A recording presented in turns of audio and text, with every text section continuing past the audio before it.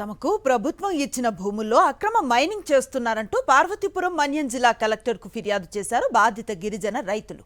జిల్లాలో కొమరాడ మండలం కొరసిల గ్రామ రెవెన్యూలో కోనేరు రామభద్రాపురం సర్వే నంబర్ 54-2Aలో భూములను తమకు తలా 2.5 ఎకరాల చొప్పున ప్రభుత్వం ఇచ్చిందని గిరిజనులు తెలిపారు.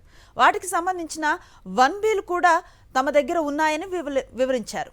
అయితే తమ భూముల్లో తమకు తెలియకుండా కొందరు అక్రమ మైనింగ్ చేస్తున్నారని, ఇదేంటని అడిగితే బెదిరింపులకు పాల్పడుతున్నారని వారు వాపోయారు. తమ భూముల్లో కొనసాగుతున్న అక్రమ మైనింగ్ను వెంటనే ఆపి తమకు న్యాయం చేయాలని జిల్లా కలెక్టర్కు చేసిన ఫిర్యాదులో కోరారు బాధిత గిరిజన రైతులు. రైతులు మనము పొడుగువలస శిఖవరము కొరిశీల గ్రామంలో మాకు డీపట్టాలు భూములు మనిషికి 2 ఎకరాలు చెప్తున్నాం సార్. అదన్నీ మా కలెక్టర్ గారికి ఇంతకు ముందు ఫిర్యాదు చేసిన సరే పట్టించుకోలేదు. మైనింగ్ వర్క్ కంప్లీట్ ఇవ్వడం అయింది.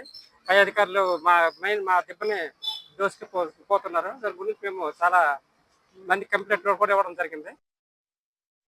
మాది కొమరాడ మండలం గుణతిలస్ పంచాయతీ. మాకున్న భూముల్లోన కురిసెల రెవెన్యూ సంబంధించింది.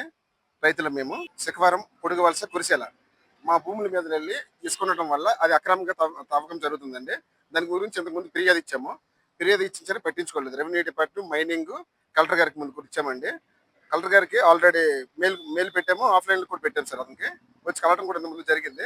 దాంతోపాటు వీళ్ళు పట్టించుకోని ఏళ్ళ మంగళగిరి వెళ్ళి అక్కడ కూడా మేము కంప్లీట్ ఇచ్చాము సార్. దీని మీద ఫిర్యాదు ఇచ్చాము.